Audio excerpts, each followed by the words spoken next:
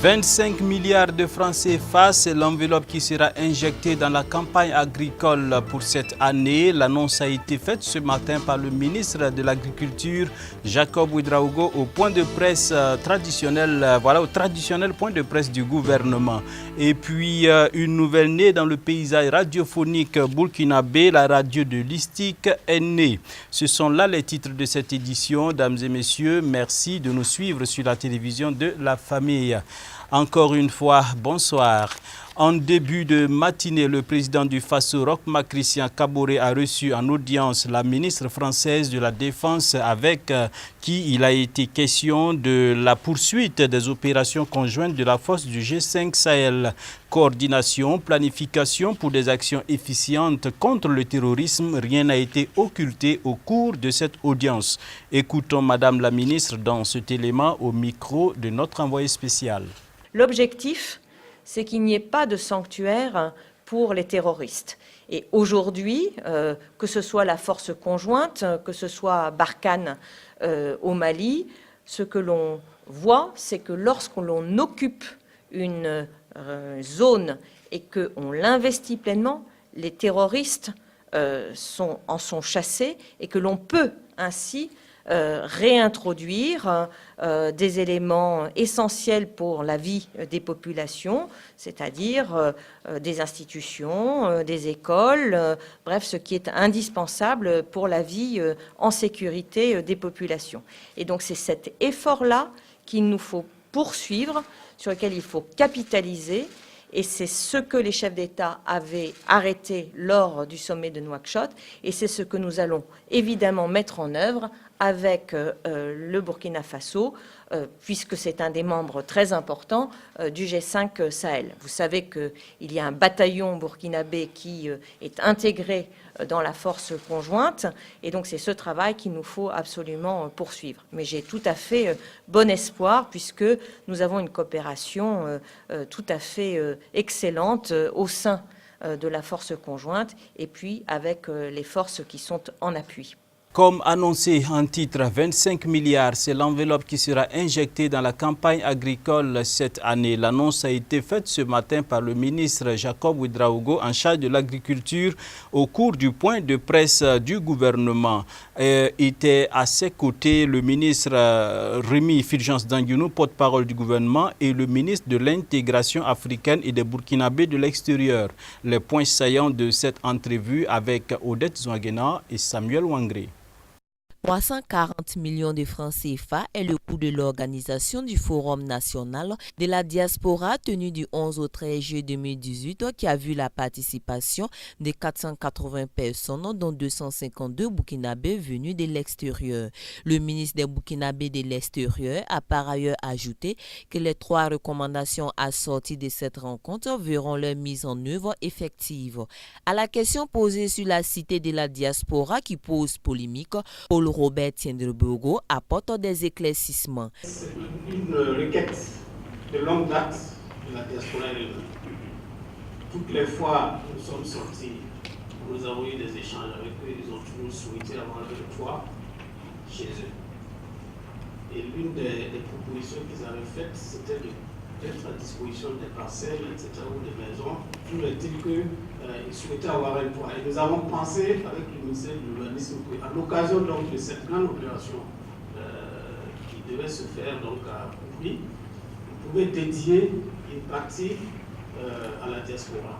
La météo annonce une pluviométrie excédentaire normale. Cependant, les producteurs de la majeure partie du pays sont inquiets du cumul pluviométrique qui est plutôt déficitaire. Qu'en est-il de l'opération Saga?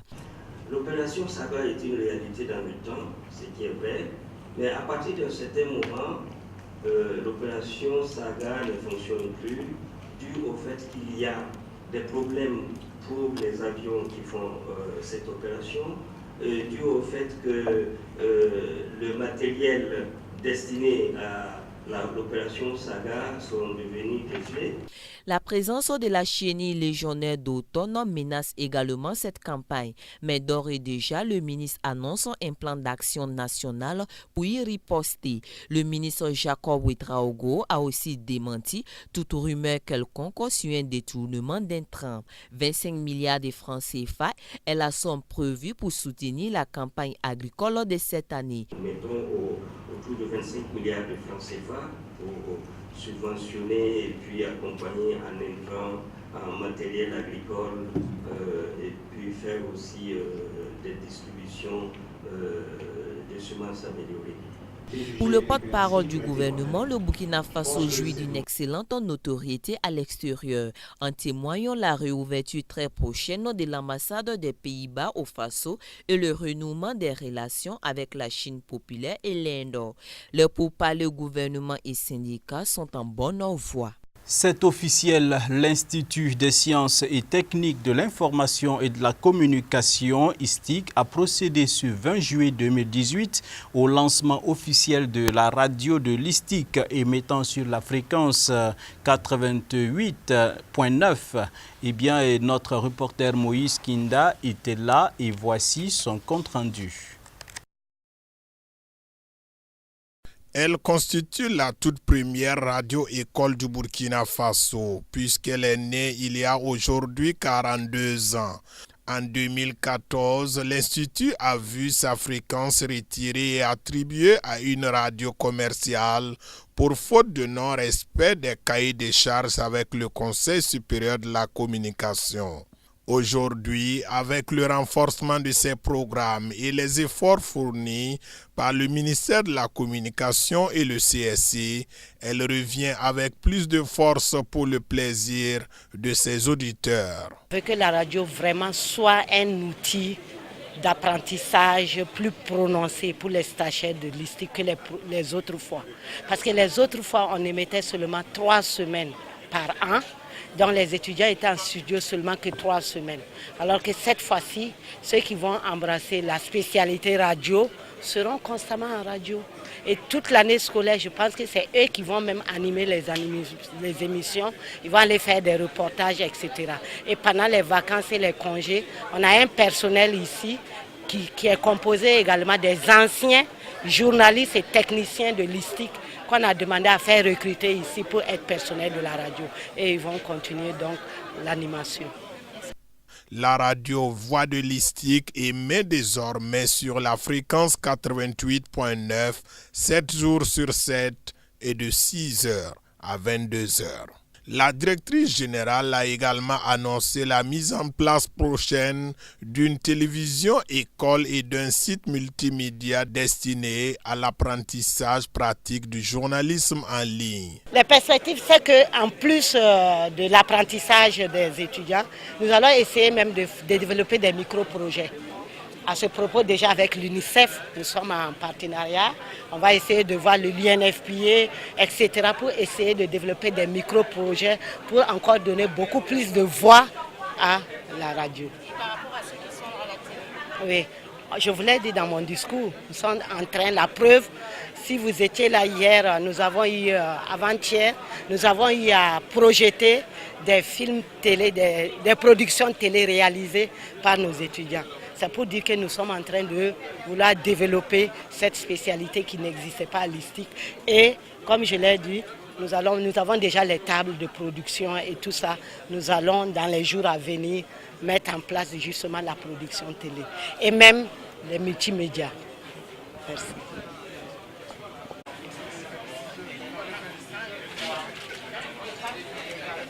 Une cérémonie riche en couleurs car elle a connu la présence effective des experts du monde de la communication du Burkina Faso. Nous ouvrons la page internationale avec cette information qui nous provient d'Israël. Hier jeudi, le Parlement israélien a adopté un texte de loi par 62 voix contre 55, faisant de l'hébreu la seule langue officielle en Israël. Avec ce texte, Israël devient l'État-nation du peuple juif, excluant toute autre population ou religion. Aux États-Unis et en dépit de la controverse sur le plan politique avec la Russie, Donald Trump, le président américain donc, a invité son homologue Vladimir Poutine très prochainement à la Maison-Blanche. Suivez. Vladimir Poutine foulera bientôt les marches de la Maison-Blanche. En pleine tempête politique, Donald Trump a invité son homologue russe à se rendre à Washington à l'automne pour poursuivre les discussions entamées à Helsinki. Si le président américain s'est félicité du succès de cette première rencontre, il assure qu'il reste ferme face à la Russie, malgré les critiques qui affirment le contraire.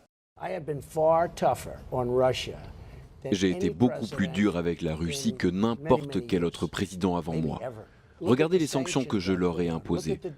Regardez les diplomates que j'ai expulsés. Regardez toutes les choses que j'ai faites. Personne d'autre n'a fait ce que j'ai fait. S'entendre avec le président Poutine, s'entendre avec la Russie est une chose positive et non négative. Si ça ne marche pas, je serai le pire ennemi qu'il ait jamais eu. 4 jours après ces discussions dont le contenu est resté secret, le président américain a déclenché la polémique en infirmant l'ingérence de la Russie dans la présidentielle de 2016, aux côtés de Vladimir Poutine, puis en faisant volte-face. Ses opposants comme ses alliés lui ont reproché de s'être montré trop conciliant envers le résident du Kremlin. C'est tout pour cette édition. Merci de l'avoir suivi et nous prenons congé en tout cas de vous pour ce week-end et on se retrouve lundi pour d'autres actualités. Que la paix et la grâce de notre Dieu toute suffisante reposent sur vous. Bonsoir chez vous.